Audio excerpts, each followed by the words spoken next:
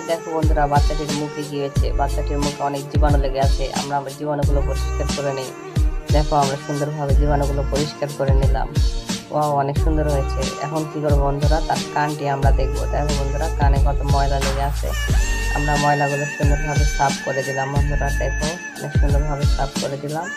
দেখো বন্ধুরা, এখন কি করব বন্ধুরা, দেখো বাচ্চাটির জিহ্বার মধ্যে কি যেন লেগে আছে, আমি ঠিক করে দিলাম। এখন কি করবো, তার জন্য ওষুধ তৈরি করবো। বন্ধুরা, তোমরা যারা এখনো ভিডিওতে লাইক করনি, অবশ্যই ভিডিওতে লাইক এবং সাবস্ক্রাইব করতে ভুলবে না। দেখো বন্ধুরা, আমরা কি করছি, তার জন্য ওষুধ তৈরি করে ফেলে দিয়েছি।